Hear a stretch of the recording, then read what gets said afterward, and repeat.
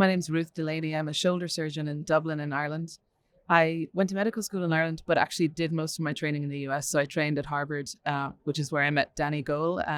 I did residency there and then was a shoulder fellow in Boston and in France.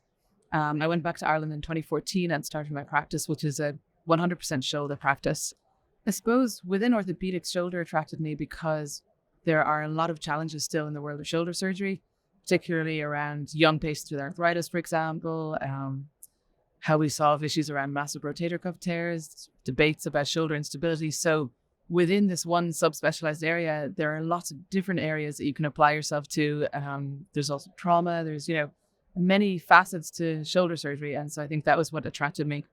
I think there probably are some differences in surgical training today compared to when I was a resident. There's a lot more technology available, and that's changed very fast in probably the last maybe 5 years or so. And that brings great opportunities and it brings some challenges as well. So in terms of the opportunities, we have more understanding now of how to plan, for example, in shoulder replacement. There's a lot of technology and preoperative planning and intraoperative execution tools we can use. That means that you have a little bit more to deal with when you're learning, because you still need to learn the basics and not skip over the basics because the technology is there. I think there are also other pressures that have increased. They were probably there when I was a trainee, but I think they've increased particularly since the pandemic.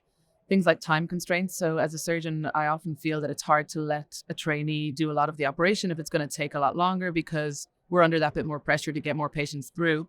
And I think, that sort of side of things where there's time pressure and probably high expectations from patients as well. So it gets harder and harder to deliver the same training on a practical level.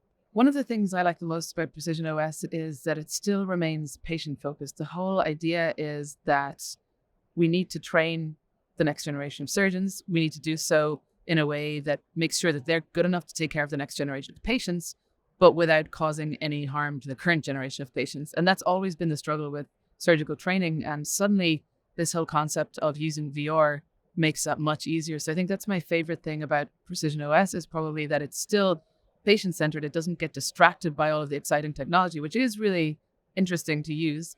But I think the fact that there's alignment between the mission of the company and the mission of the surgeons is really important. So the key advantages with VR surgical training, obviously eliminating risk to patients. So it creates a really safe environment to simulate the surgeries. Another advantage is the removal of geographic barriers. For example, I did a virtual surgery with Dr. Gold, Dr. Warner, and some surgeons in Switzerland recently, where we were all in different countries, but could collaborate together and to learn together using the headset. So I think removing kind of the need to travel to get training is also another advantage of it. I think those are kind of the key things.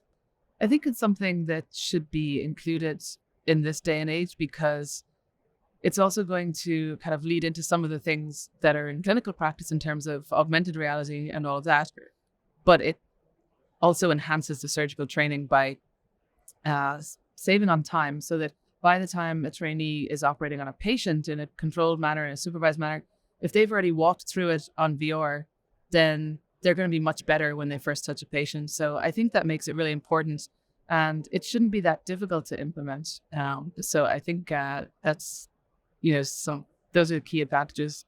So I would explain that PrecisionOS is using a completely virtual environment to simulate what we're doing in the operating room, and that this allows you to walk through the steps of the operation and actually even have some haptic feedback and really get quite a realistic experience of being in the OR, obviously with some limitations. But it is a much easier way to learn an operation than reading an operative technique. The most rewarding aspect of being an orthopedic surgeon has to be the patients who tell you that what you've done for them changed their lives. We sometimes forget, the impact that something has. And so I think that's got to be the best thing about it. There are lots of, I suppose, pieces of advice you could give to a resident who's looking to go into shoulder surgery.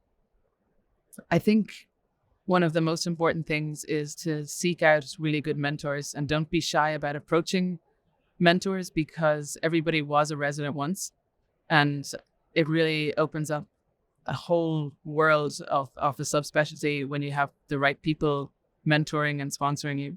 I suppose my personal use of PrecisionOS got really practical when a new implant came out and I didn't have the opportunity to go to a cadaver lab and practice it before I was putting it in a patient. But we had a module on PrecisionOS that I was able to actually walk through in VR and sort of teach myself that implant rather than the very first time I walked through it being actually in a real case.